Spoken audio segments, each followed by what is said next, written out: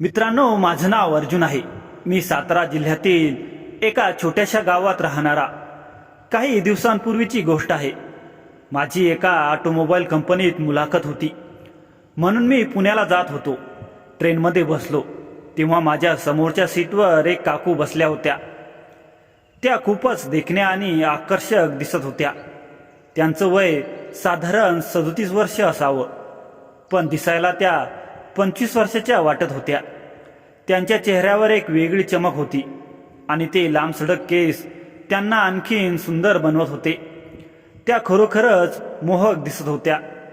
त्यांचा देखणा बांधा पाहून मला अत्यानंद होत होता आणि माझ्या आत्मविश्वासाने माझी नजर त्यांच्याकडे खेचली जात होती। ट्रेन सुरू झाल्यावर मी विचार केला की त्यांच्याशी बोलावं का। मग धैर्य गोळा करून त्यांच्याशी बोलायला सुरुवात केली। काकूंनी हसतमुखाने उत्तर दिलं, तू कुठे जात आहेस? मी सांगितलं, मी पुण्याला शिवाजीनगरला जात आहे, तिथे माझी एक मुलाखत आहे। हे ऐकून त्या म्हणाल्या, अच्छा, मी पण पुण्याचीच आहे। साताऱ्याला माझ्या नवऱ्याला भेटायला आले होते। मग मी त्यांना नाव विचारलं। काकूंनी आपलं नाव आशा सांगितलं। मी विचारलं, अच्छा, तू पुण्यात कुठे राहतेस? त्या म्हणाल्या, मी पण शिवाजीनगरलाच राहते। आम्हाला एकमेकांशी बोलताना खूप छान वाटू लागलं।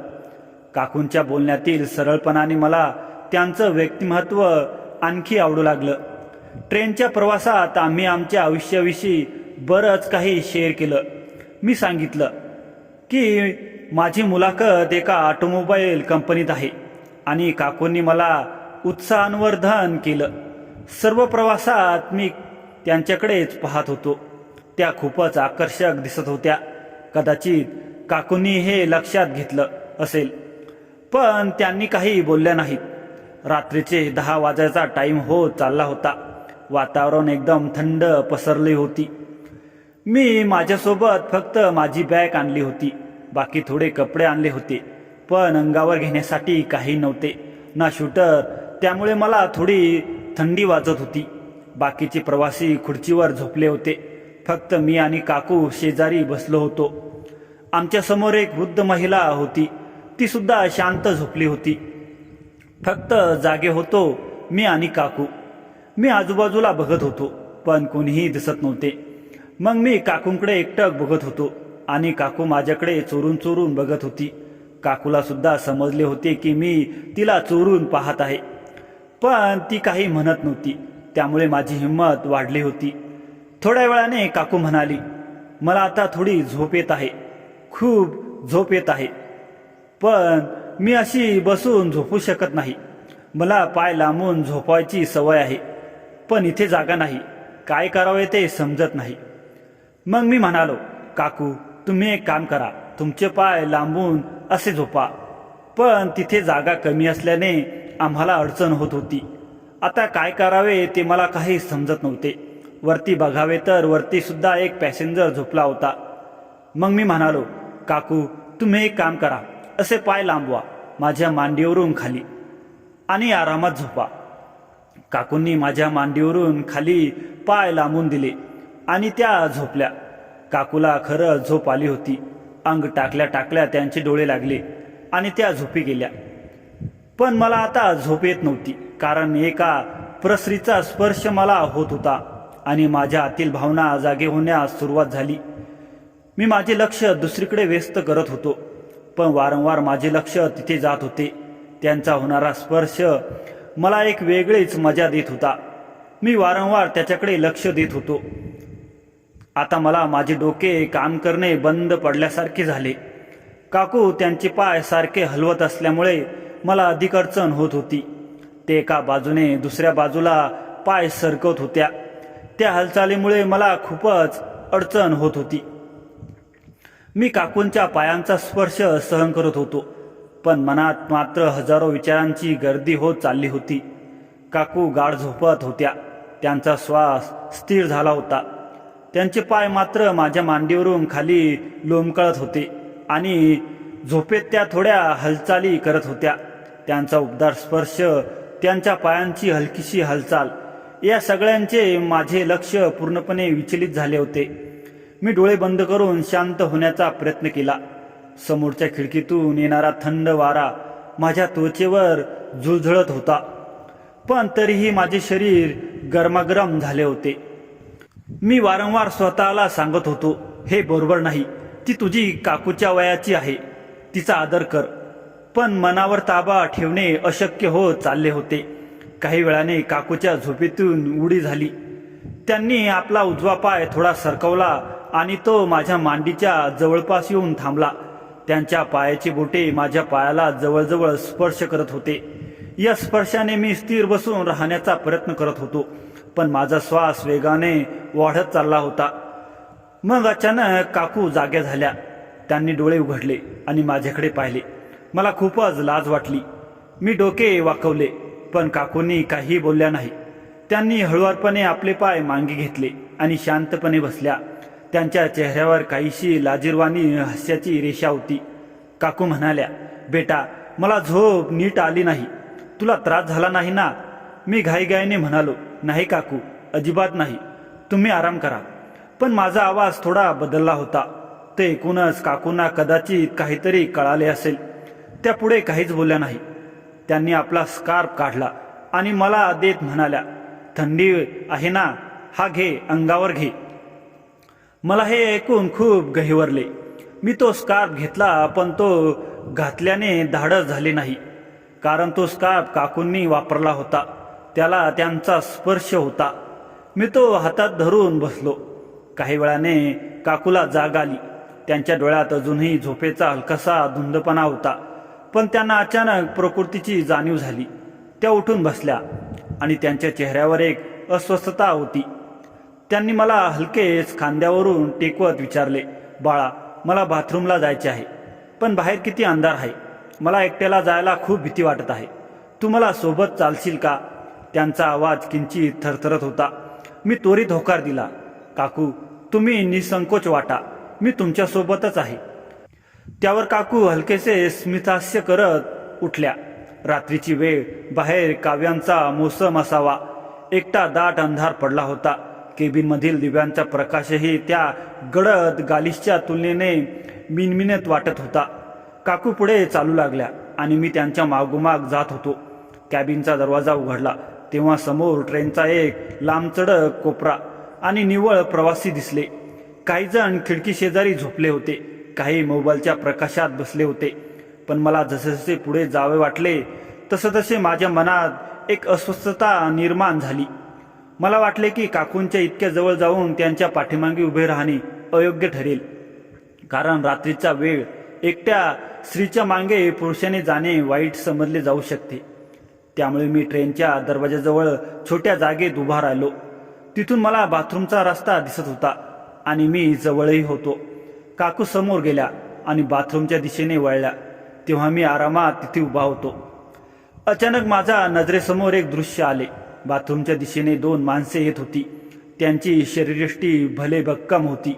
दाढी एकदम गुंतागुंतीची वाढली होती आणि ते तसे लडबडत चालले होते, जणू त्यांनी भरपूर मद्यपान केले होते.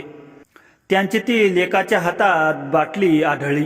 त्यातून उरलेला दारूचा काही थेंब पिण्याचा प्रयत्न केला, तर दुसऱ्याच्या हसत हसत काहीतरी अश्लील शब्द बोलत होता.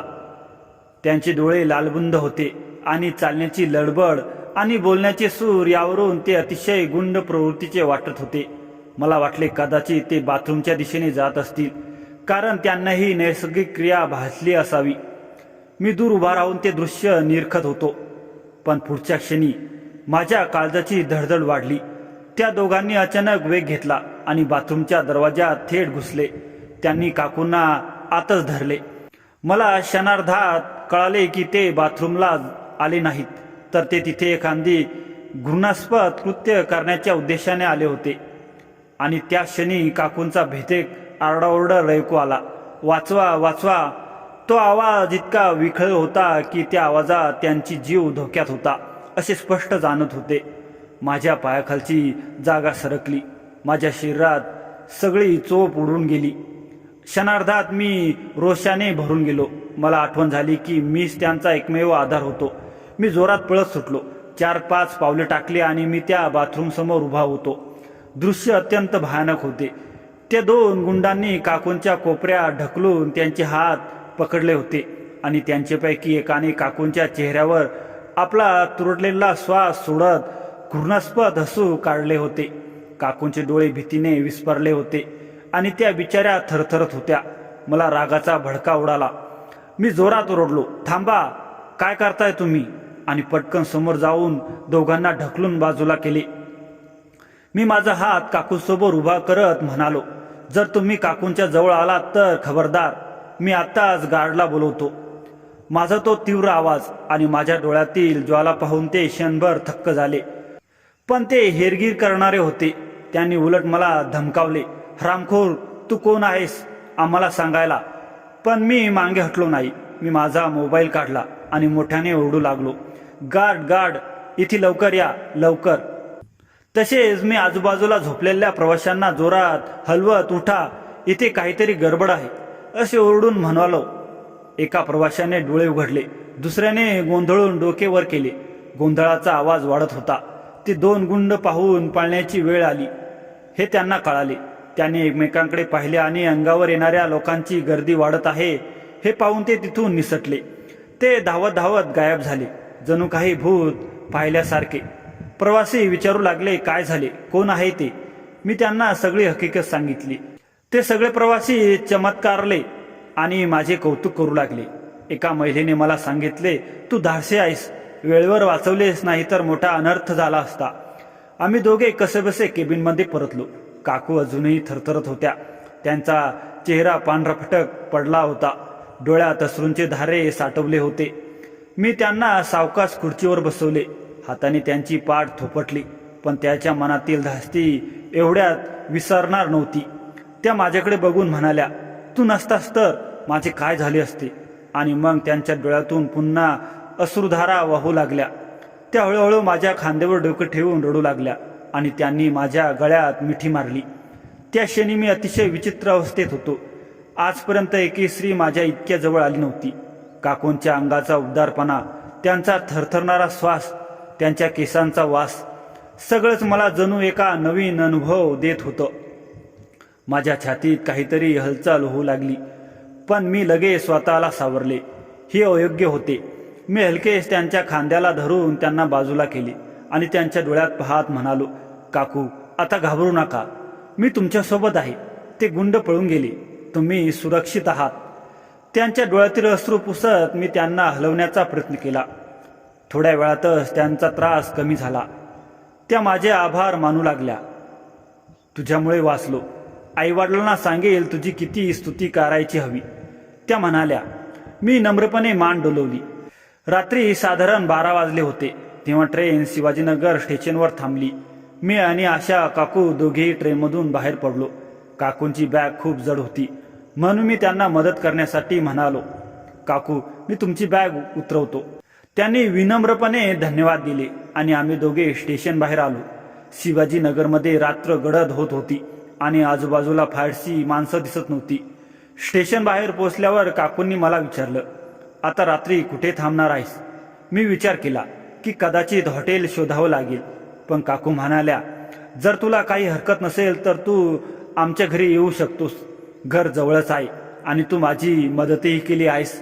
मला रात्री बॅग उचलायला त्रास होत होता. मी थोडा विचार केला आणि मग होकार दिला. रात्र खूप झाली होती आणि मला हॉटेल शोधण्यापेक्षा काकूंच्या घरी जाणं योग्य वाटलं. आम्ही दोघं रेल्वे रस्त्याने काकूंच्या घराकडे निघालो. चालता चालता मी काकूंना विचारलं, तुमचं घर किती दूर आहे? काकू हसत म्हणाल्या, फक्त थोडे पुढे आहे. तू पाहशील, माझ्या घराचं वातावरण खूप छान आहे. त्यांच्या बोलण्याने मला दिलासा मिळाला आणि मी विचार केला की कदाचित ही एका नवीन मैत्रीची सुरुवात असेल.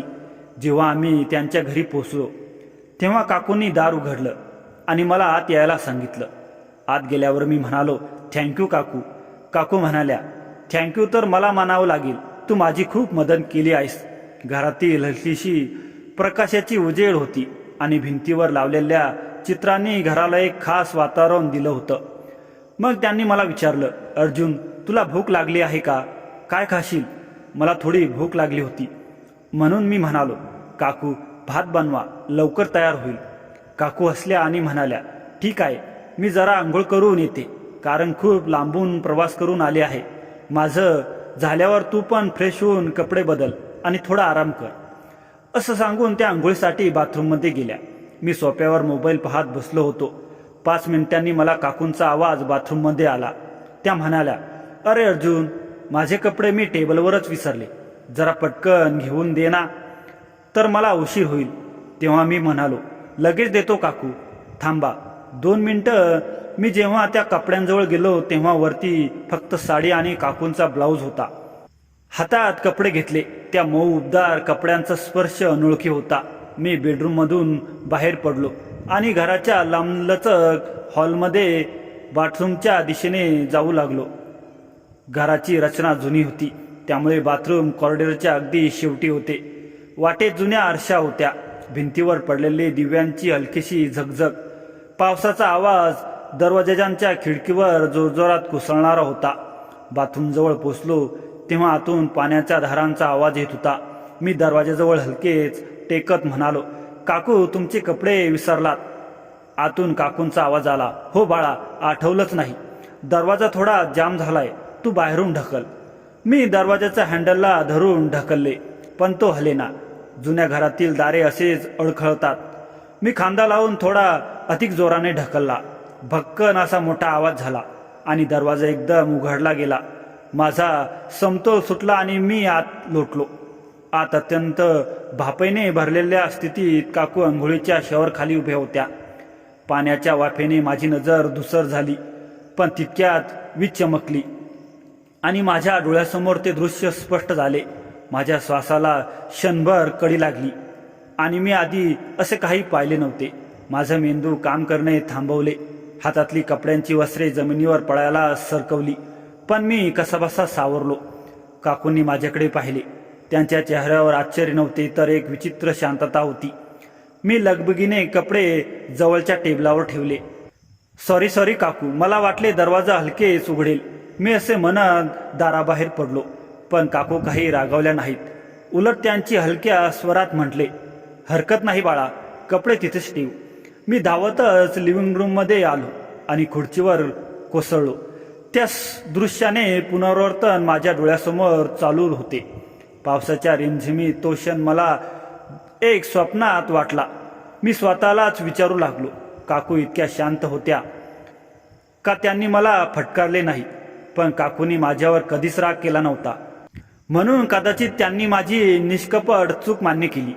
तो अनुभव असा होता की मला तिथे काही समजत नव्हते आणि मी तिथेच बधीर झाल्यासारखं बसून राहिलो. अखेर काकू कपडे घालून बाहेर आल्या तेव्हा त्यांच्या चेहऱ्यावर नेहमीसारखं हसू होतं आणि त्या म्हणाल्या, चहा कर आधी, मग हा विसरलेला प्रसंग विसरून जा. मी नुसताच मान हलवली, पण ती दृश्य मनातून ढकलत होती. थोड्या वेळाने काकू खोलीतून बाहेर आल्या.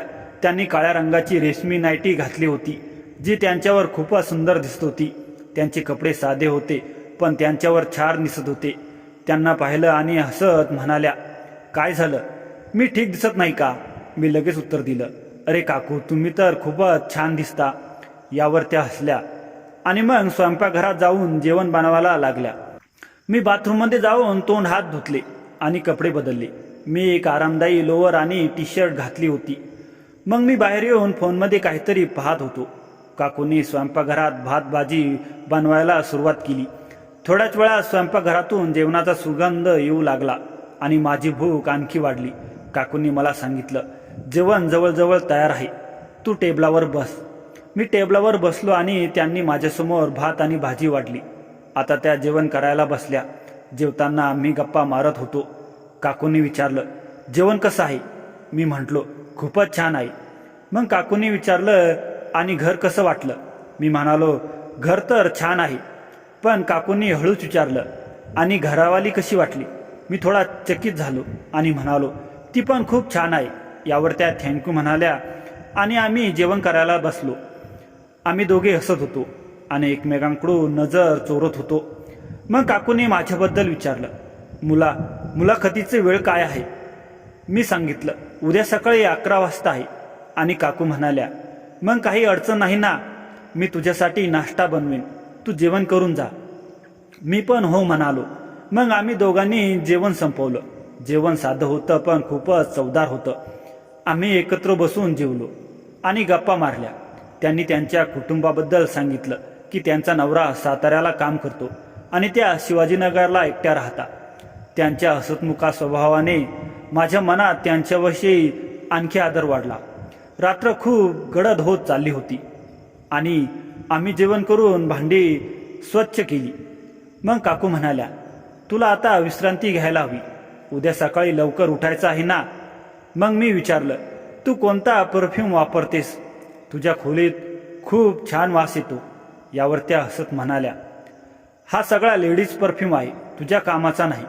रात्रीच्या शांततेत जेव्हा सगळं काही शांत होतं तेव्हा मी काकूंच्या खोलीत झोपलो. थोड्या वेळाने काकू खोलीत आल्या आणि हसत म्हणाल्या, तू आणखी काही सांगणार आहेस का? मी हसत म्हणालो, काय विचारच आहे? काकूंनी माझ्या डोळ्यात पाहत सांगितलं, जर तुझी नोकरी इथे लागली तर तू कुठे राहशील? मी थोडा विचारात करून म्हणालो, भाड्याने खोली घ्यावी लागेल. त्या थोड्या शांत झाल्या. मग म्हणाल्या, तू माझ्या घरी राहू शकतोस का? मी थोड्या संकोचाने म्हणालो, काकू मी तुमच्या घरी कधीपर्यंत राहील? काकू हसत म्हणाल्या, जोपर्यंत तुला राहायचं आहे. मी म्हणालो, नाही काकू, असं बरं दिसत नाही. मग काकू म्हणाल्या, बरं ठीक आहे. मी सुद्धा मागे किती दिवसांच्या नंतर माझ्या घरामध्ये खोली भाड्याने ठेवली नव्हती, पण आता तू आला आहे तर मी तुला खोली भाड्याने देईन. कारण याआधी मी सुद्धा एक मुलगा ठेवला होता, पण त्यानंतर कितीतरी दिवस मी भाडेकरू ठेवलाच नाही. पण आता तुला खरंच गरज आहे आणि तो बाहेर कुठे खोली पाहत बसशील. त्यामुळे माझ्याच घरामध्ये राहा आणि तुला जे भाडे जमेल ते मी आनंदाने स्वीकारेल. मी या प्रस्तावावर विचार केला. खरंच हा एक चांगला विचार होता. मी म्हणालो, ठीक आहे, आधी नोकरी तर लागू दे, मग बघू. काकू म्हणाल्या, तुझी नोकरी पक्की आहे. मी हसत म्हणालो, तुला कसं कळालं? त्या म्हणाल्या, फक्त मला कळालं. मी म्हणालो, बघू आता. काकूंनी पुन्हा विचारलं, जर नोकरी लागली तर तू माझ्या घरीच राहशील ना? मी होकारार्थी मान हलवली. त्यामुळे आमच्या एक चांगली समजूत तयार झाली होती. मग थोडा वेळ गप्पा मारल्यानंतर मी म्हणालो, काकू आता आपण झोपलं पाहिजे, उद्या मला जायचं आहे. काकू म्हणाले, अरे हो, मलाही जॉबला लवकर जायचं आहे. त्या पण एका कंपनीत काम करत होत्या. रात्र आता खोलवर उतरली होती. घराच्या बाहेर पावसाचे हलके थेंब खिडकीवर टपकत होते आणि आत उबदार दिव्यांचा मंद प्रकाश पडला होता. मी खुर्चीवर बसून त्या प्रकाशात हरून गेलो. काकूंनी नायटी घातली होती. ती गुलाबी रंगाची हलक्या फुलांच्या बट्ट्यांची नायटी त्यांच्यावर अगदी शांत आणि सौम्य दिसत होती. त्यांचे खुले अजूनही किंचित ओले केस खांद्यावर पसरले होते आणि त्यातून हलका साबणांचा सुगंध येत होता. मला अचानक झोपेचा प्रश्न पडला. मी हिसकचत विचारले, काकू मी इथे कुठे झोपू? काही अतिरिक्त गादी आहे का? काकूंनी माझ्याकडे प्रेमळ नजरेने पाहिले. त्यांच्या डोळ्यात एक विशेष प्रकारची माया होती. जणू त्यांना मला जवळ ठेवायचे होते, पण ते शब्दात न मांडता येणारे होते. त्या म्हणाल्या, तू माझ्याजवळ झोप, आपण दोघे एकत्र झोपू. मोठा बेड आहे, दोघांना पुरेल. त्यांच्या त्या बोलण्याने माझ्या अंगावर एक हलकीशी उबदार लाट आली. मनात संघर्ष होऊ लागला. एक बाजू म्हणत होती, ही संधी सोडू नको, तर दुसरी बाजू म्हणत होती, ही सीमा आहे, तिचा आदर कर. मी हलकेशे हसलो आणि म्हणालो, नाही काकू, मला वेगळ्या खोलीत झोपायचे आहे, तुम्हाला त्रास होईल. पण काकूंनी लगेच उत्तर दिले, दुसऱ्या खोलीत अजून साफसफाई झालेली नाही. तू तिथे धूळ आहे, तू इथेच झोप माझ्या खोलीत, मला तुझी काळजी आहे. ते शब्द ऐकून माझे हृदय किंचित वेगाने धडधडले. त्यांच्या आवाजातली माया आणि आग्रह यामुळे मी स्वतःला थांबू शकलो नाही. मी मान डोलवली आणि म्हणालो, ठीक आहे काकू, पण मी खाली गादीवर झोपेन. मी त्यांना गादी मागितली. त्यांनी गादीचा पातळ गादीवरचा आवरण काढून जमिनीवर पसरवली. मी तिच्यावर बसलो आणि काकूंना बेडवर डोळे लावले. पण काही क्षणांनी काकू पुन्हा उठून बसल्या. त्यांच्या चेहऱ्यावर एक स्मित होते, पण त्यात काहीतरी वेगळे होते.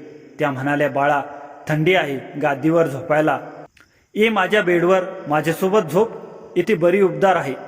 त्यांचे बोलणे मऊ, कोमल आणि जणू काही आज्ञा नसून विनंती होती. मी नकार देण्यास प्रयत्न केला. नको काकू, मला गादीवर ठीक आहे. शेवटी मी त्यांचं ऐकलं, पण माझ्या मनात शिस्त होती. त्यांच्या बेडवरून खाली उतरलो. त्यांनी दिलेली एक मऊ उबदार खानदानी घेतली, ती माझ्या अंगावर घेतली आणि मी गादीवर पडलो. काकूंनी बेडवर अंगावर हलकी चादर घेतली आणि दिवा बंद केला. अंथरुणात फक्त खिडकीतून येणाऱ्या पावसाचा थेंबांचा मंद आवाज होता. खोलीत शांतता पसरली. काही वेळाने काकूंचा श्वास स्थिर झाला. त्या झोपी गेल्या असाव्यात, पण मी जागा होतो. त्या अंधारात माझ्या डोळ्यांसमोर फक्त काकूंची आठवण होती. त्यांची ऊब, त्यांचा सुगंध, त्यांचा तो प्रेमळ आवाज. मनात विचार आला, ही रात्र खरंच वेगळी आहे. कदाचित हा कोणत्या नवीन अध्यायाचा प्रारंभ आहे. साधारण रात्रीचा 1 वाजला असेल. मला जाग आली. पाय पसरल्यामुळे गादी लहानशी वाटली. मी हळूच उठलो आणि बाथरूमला गेलो. परत येताना मी पाहिले, काकू माझ्याकडे पाठ करून झोपल्या होत्या. बेडच्या मंद दिव्यांच्या प्रकाशात त्यांच्या नाईटवरील फुले डोलत होती. त्यांच्या शरीराची रेषा, पाठीचा मऊ वाक, खांद्यावर पडलेले केस, सगळंच अत्यंत मनमोहक दिसत होतं. ते पाहून माझ्या शरीरात एक वेगळीच लाट उसळली. मनात असंख्य भाव उफाळले. कधी मोह, कधी आदर, कधी काहीतरी बंदिस्त. मी थोडा वेळ तिथेच उभा राहिलो. श्वास वेगाने होत होता. माझ्या बोटांना क्षणभर त्यांच्या नाईटीचा काठाला स्पर्श करावासा वाटला, पण मी ताबडतोब स्वतःला सावरले. हे बरोबर नव्हते. त्या माझ्या आई समान होत्या, माझ्या कुटुंबीय होत्या.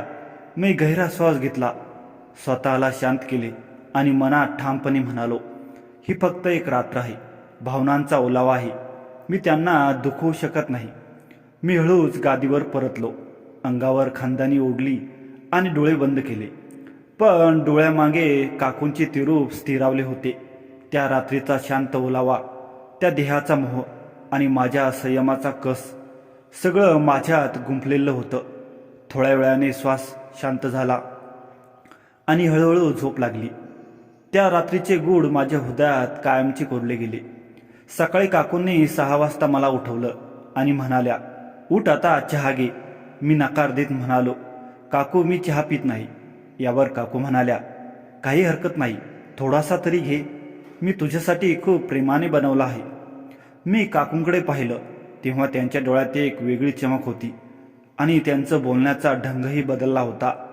आता त्या प्रत्येक वेळी दुहेरी अर्थाने बोलत होत्या, पण मी अनोखी बनून सगळं दुर्लक्ष करत होतो. मग मी तयार होऊन निघालो. काकू म्हणाल्या, मुलाखीनंतर मला भेटून जा आणि नोकरीचं काय झालं ते मला सांगून जा. मी ठीक आहे म्हणत निघालो. एक ऑटो पकडला आणि मुलाखतीसाठी पोहोचलो. जेव्हा मी दुपारी 3 वाजता परत आलो तेव्हा काकूंचं घर लॉक होतं. माझे कपडे अजूनही आतच होते आणि मी काकूंचा फोन नंबरही घ्यायला विसरलो होतो. मी काकूंची वाट बघत बसलो. संध्याकाळी 5 वाजता काकू आल्या. त्या जीन्स आणि टॉपमध्ये खूपच मस्त दिसत होत्या.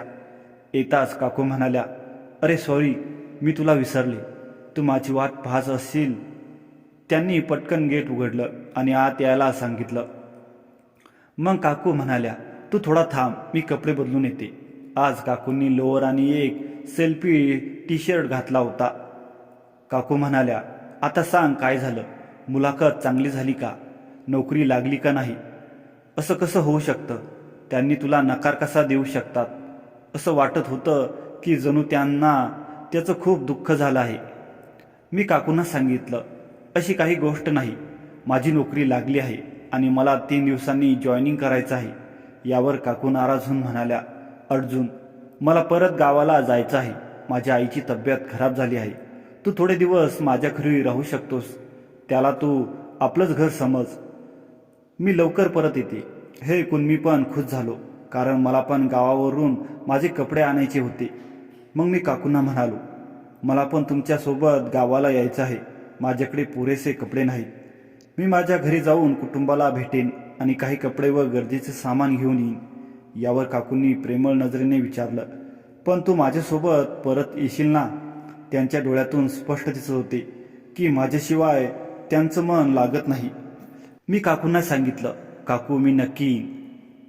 मग काकू थोड्या खुश झाल्या आणि म्हणाल्या, एक काम करू, मग आमच्याकडे एक कार आहे, मला चालवता येत नाही, तुला येत असेल तर आपण कारणे सोपं जाईल.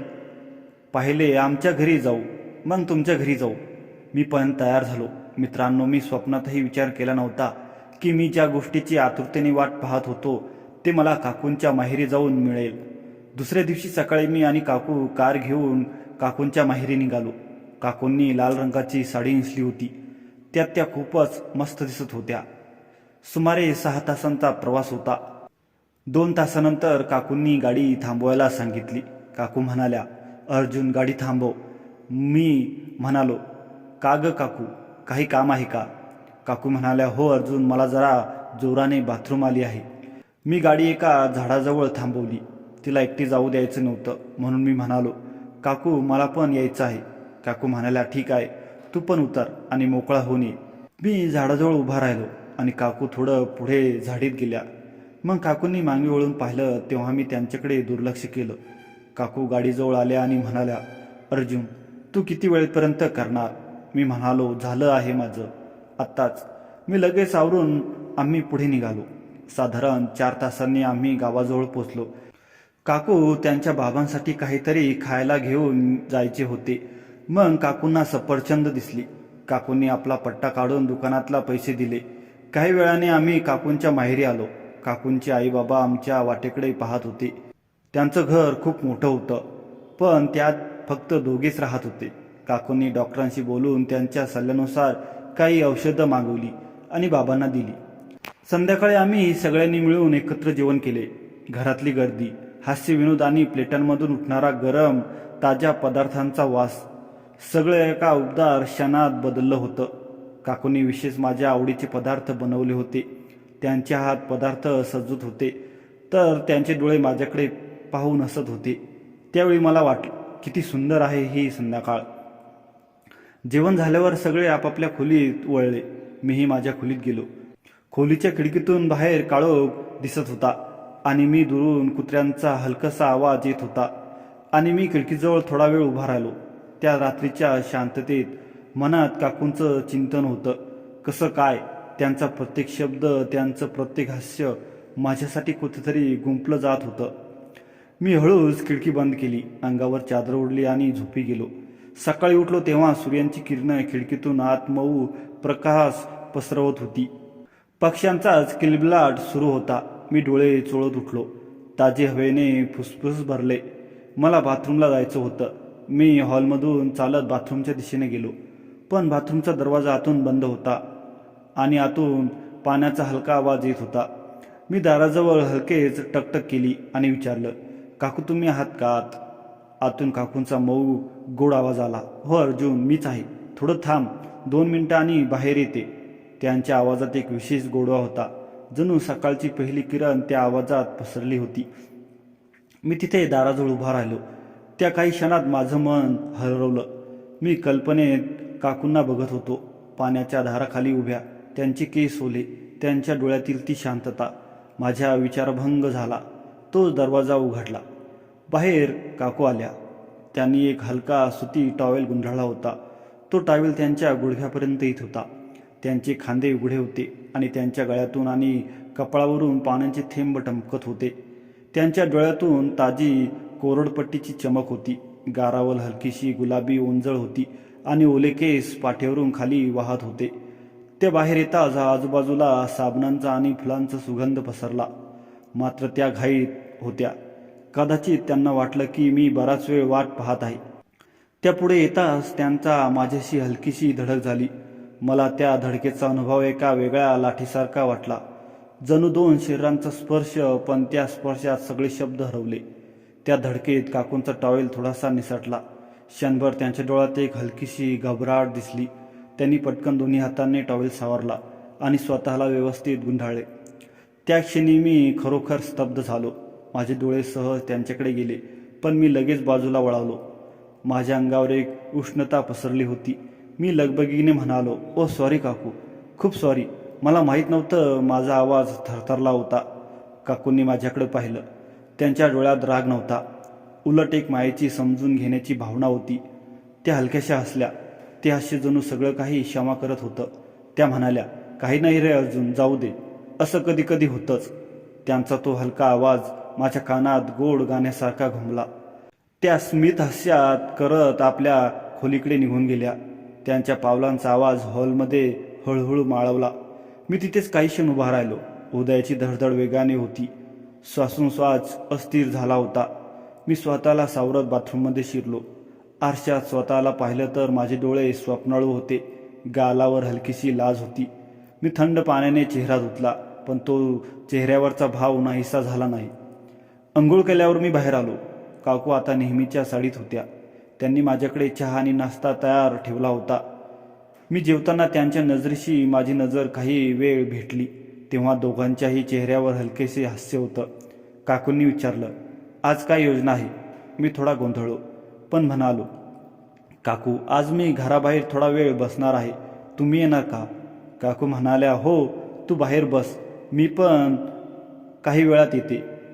मी घराबाहेर पडलो. उन्हाची हलकी किरणं, हवेत झुलणारी फुलझाडं आणि मनात काकूंचा तो स्पर्श, तो आवाज, ती माया, सगळं मला एक नवीन भावनेत बांधून ठेवत होतं.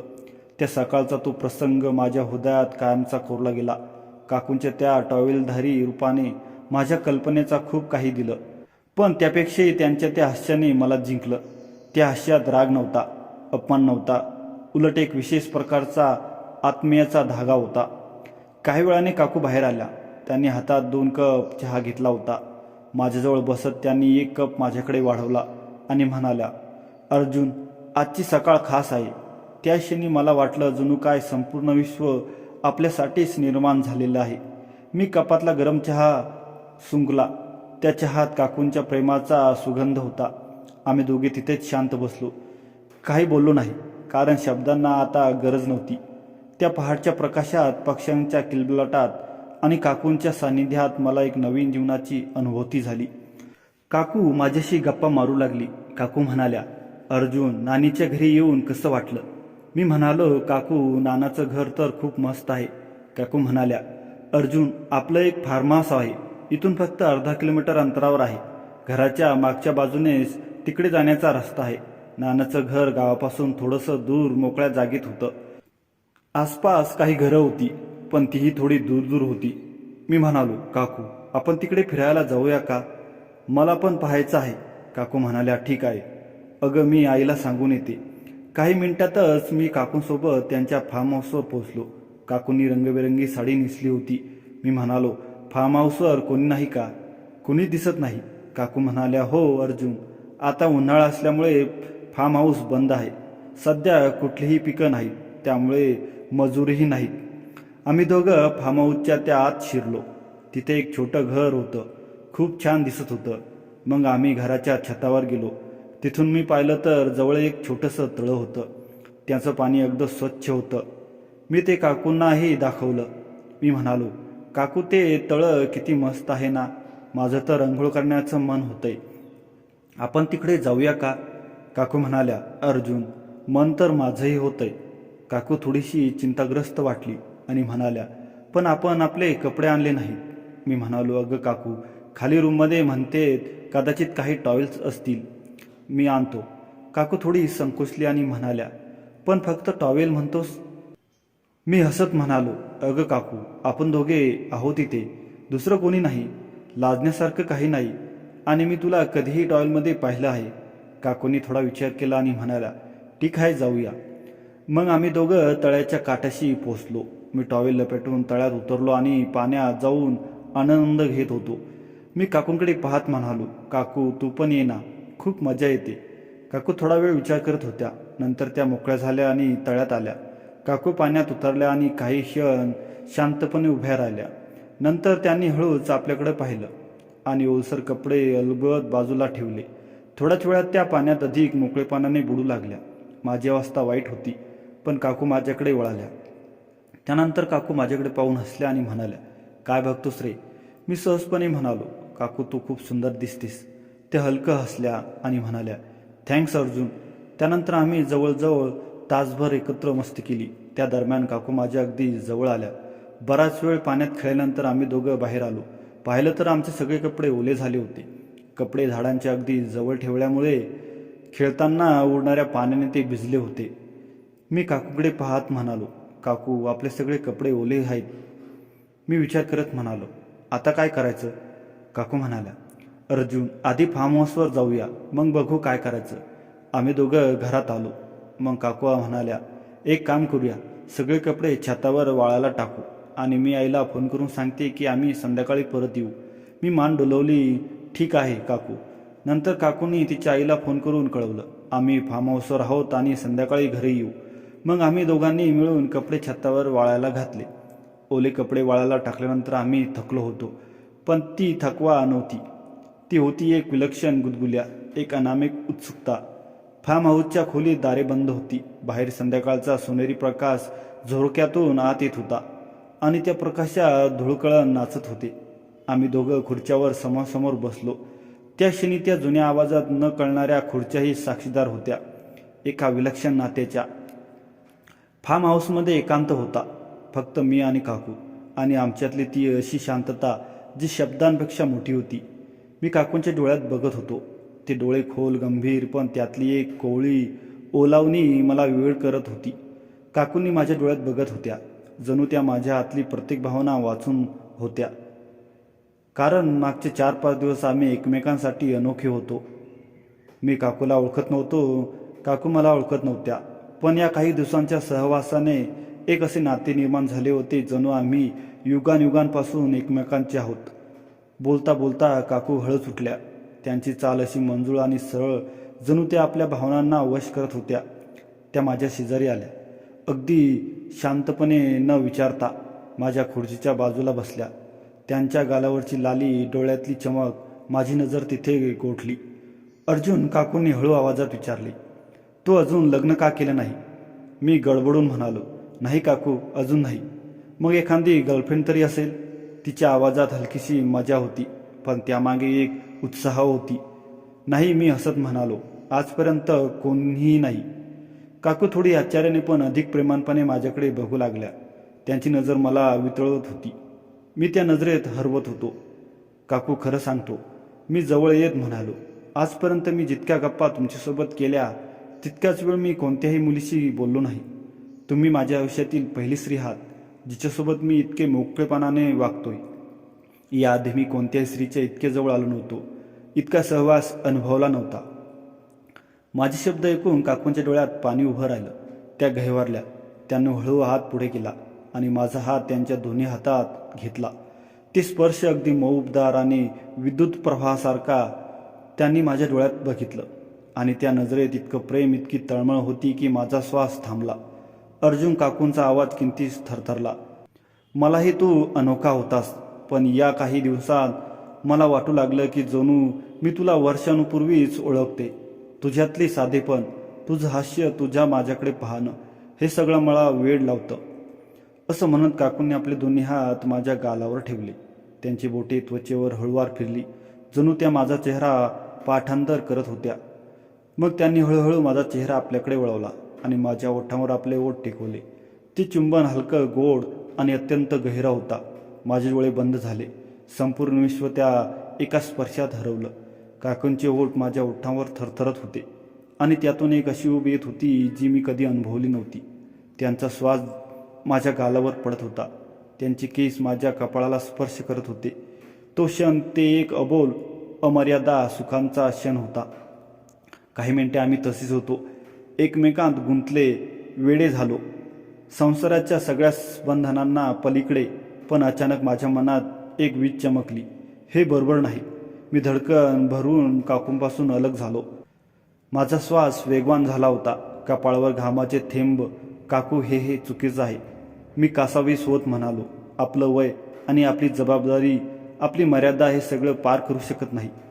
पण काकू माझ्याकडे अशा नजरेने बघत होत्या ज्यात वेदना होती पण अधिक प्रेम होतं. अर्जुन, त्या म्हणाल्या, मला माहिती आहे हे चुकीचं वाटतंय, पण मन कधी मर्यादा पाळत नाही. मी माझ्या नवऱ्यासोबत आयुष्य जगले, पण त्याने मला कधीही सुख दिलं नाही, ही हूब, हे प्रेम दिलं नाही. तुझ्यात मला ते सगळं सापडतंय जे मी आयुष्यभर शोधत होते. तू लहान आहेस, पण तुझं मन मोठं आहे. मला तू हवं आहेस, केवळ शारीरिक नव्हे तर आत्म्याने. त्यांचा आवाज मोडला. डोळ्यातून अश्रू ओघळले. माझं हृदय दडपलं गेलं. मला त्यांची मिठी मारावीशी वाटली, पण मी अडून राहिलो. तितक्यात बाहेर वारा सुटला. कपडे वाळले होते. हवेत त्या ओल्या मातींचा सुगंध होता. आम्ही दोघं उभे राहिलो. काकूंनी अश्रू पुसले आणि कपडे गोळा केले. मी मदत करत होतो, पण आमच्या हातांचा स्पर्श होताच त्या झटक्याने मागे सरकल्या. पण आत मात्र एक गहिरी शांतता होती, जणू आम्ही दोघं अनंत शब्दांना एका मौनात कैद केलं होतं. काकूंनी डोळे मिटले आणि त्यांच्या ओठांवर तो चुंबनाचा आस्वाद अजून होता. घराजवळ पोचल्यावर काकूंनी मला अगदी शेवटी एकदा बघितलं. त्या नजरेने मला कळालं, काही गोष्टी घडून जातात, पण त्या कधी पूर्ण होत नाहीत, फक्त आठवणीत राहतात. आणि मी परत आलो माझ्या जगात, माझ्या मर्यादात, पण त्या क्षणांची जादू मात्र हृदयात कायमची कोरली गेली. मग दुसऱ्या दिवशी आम्ही सकाळी लवकर उठलो. गावातून परतण्याची तयारी सुरू केली. काकूंनी नाना, आजी आणि नानांना निरोप दिला. नानाची तब्येत आता सुधारली होती, त्यामुळे त्यांच्या चेहऱ्यावर समाधान दिसत होतं. नाना म्हणाल्या, बेटा अर्जुन, लवकर परत या. काकूंनी हसत होकार दिला आणि मी गाडीची चावी हातात घेतली. काकूंनी आज गुलाबी रंगाची साडी नेसली होती, त्यामुळे तिच्या चेहऱ्यावर एक वेगळी चमक होती. कदाचित गावातील विश्रांतीमुळे ती थोडी मोकळी आणि आनंदी वाटत होती. आम्ही गाडीत बसलो आणि माझ्या गावाकडे जायला निघालो. माझ्या गावी गेल्यावर सगळे मला बघून खुश झाले आणि काकूंना बघून आईने मला विचारलं, ही कोण आहे? मी म्हणालो, आई ही काकू आहे. पुण्यातल्या मी त्यांच्या खोलीत भाड्याने राहतो. मी काकूंविषयी सर्वांना समजावून सांगितलं. एक दिवस मुक्काम राहून सकाळी आम्ही निघण्याच्या तयारीत होतो. पुढे माझ्यासोबत जे काही घडलं ते मी तुम्हाला शब्दातही सांगू शकत नाही. पहिले 2 तासात शांततात गेले. मी गाडी चालवत होतो आणि काकू माझ्या बाजूच्या सीटवर बसून खिडकीतून बाहेरचा नजारा पाहत होत्या. अचानक काकू म्हणाल्या, तुला गावात कसं वाटलं? मी म्हणालो, काकू खूप मजा आली. फार्म हाऊसवर तळ आणि आपली मस्ती कधी विसरणार नाही. काकू हसल्या आणि म्हणाल्या, हो, पण आता तरी घरी गेल्यावर सगळं नीट हाताळायचं. तुझ्या काकांना काही कळायला नको. मी म्हणालो, काळजी नको करू काकू, मी काही सांगणार नाही.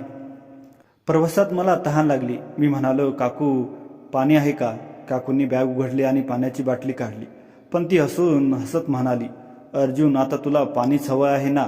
फार्म हाऊससारखं नाही ना, ये इथे. मी लाजलो आणि फक्त पाणी प्यायला लागलो. काकू मला चिडत होत्या, पण त्यांच्या डोळ्यात एक खोडसळपणा चमकत होता. 5-6 तासांना आम्ही घरी पोचलो. मी गाडी पार्क केली आणि सामान आत आणलं. काकूंनी स्वयंपाकघरात जाऊन चहा बनवायला सुरुवात केली. रात्री जेवण झाल्यावर मी माझ्या रूममध्ये गेलो, पण मनात गावातील त्या क्षणांची आठवण येत होती. काकूही थोड्या वेळाने माझ्या रूममध्ये आली. तिने नाईटी घातली होती आणि हातात एक ग्लास दूध घेऊन आली होती. काकू म्हणाल्या, अर्जुन, हे घे दूध, प्रवासाने थकला असेल. मी म्हणालो, काकू तू का आणलं? मी स्वतः आलो असतो. काकू हसत म्हणाल्या, काही नाही, मला तुझी काळजी वाटली. मी माझ्या शेजारी बसली आणि म्हणाल्या, पण नीट लक्ष ठेव, त्या गोष्टी कुणाला सांगू नको. मी दूध प्यायलो आणि काकूंना म्हणालो, काकू तू पण झोप, आता उद्या सकाळी लवकर उठायचं. काकू माझ्या कपाळावर हात फिरून गेली. तिच्या स्पर्शाने मला पुन्हा फार्म हाऊस आठवण झाली, पण मी भानावर नियंत्रण ठेवले. मग सकाळी मी कामाला निघालो, पण माझं मन कुठंच लागत नव्हतं. सारखं काकूंबद्दल विचार करत होतो. कसाबसा दिवस काढून घरी परतलो तेव्हा काकू स्वयंपाक करत होत्या. तिने माझ्यासाठी गरमागरम जेवण बनवलं होतं, पनीरची भाजी, भात आणि चपाती. मग आम्ही जेवण केलं, कारण आम्ही थकलेलो होतो. मी आणि काकू हॉलमध्ये बसून TV पाहत होतो. काकूंनी मला हळूच विचारलं, अर्जुन, तुला गावातील मजा आठवते का? मी म्हणालो, हो काकू, खूपच. हसत म्हणाल्या, पण काकू समजल्या, पण माझ्या मनात एक खोडसळपणा कल्पना आली. मी म्हणालो, आपण गप्पा मारूया. काकू म्हणाल्या, ठीक आहे, पण फक्त गप्पा. रात्री 11 वाजता मी काकूंना टेरेसवर घेऊन गेलो. तिथे थंड हवा सुटली होती. काकूंनी मला जवळ घेतलं आणि म्हणाल्या, अर्जुन, तुला माझी खूप काळजी वाटते ना? मी म्हणालो, हो काकू, तू माझ्यासाठी खूप खास आहे. काकू म्हणाल्या, अर्जुन, मी पण तुझ्यावर खूप प्रेम करते. गावात जे झालं ते तिथेच ठेवूया. मी मान डोलवली, पण मनात एक वेगळी सल होती. काकूंनी मला मिठी मारली आणि आम्ही खोलीत आलो. त्या रात्री मी स्वप्नात पुन्हा फार्म हाऊस पाहिलं, पण ते स्वप्नातच राहिलं. मित्रांनो, एक दिवस जेव्हा मी कामावरून घरी आलो तेव्हा मला आमच्या ओट्यावर एक पाकिट पडलेलं दिसलं. मी ते उचलून पाहिलं तर मी दंग राहिलो आणि विचार करू लागलो की काकू घरी आहे, नेमकं हे पाकिट इथे कसं काय आलं आणि याचा वापर कोणी करत आहे. मला काहीतरी गोंधळ वाटला. म्हणून मी खिडकीतून आतमध्ये डोकून पाहिलं तर मित्रांनो, समोरचे दृश्य पाहून माझी पायाखालची जमीन सरकली. त्या दिवशी नेमकं काय घडलं हे जाणून घ्यायचं असेल, कमेंटमध्ये भाग 2 असे लिहा. आणि आपल्या चॅनलवर नवीन असाल तर आपल्या चॅनलला सबस्क्राईब करा आणि कथा आवडल्यास लाईक शेअर करायला विसरू नका. धन्यवाद.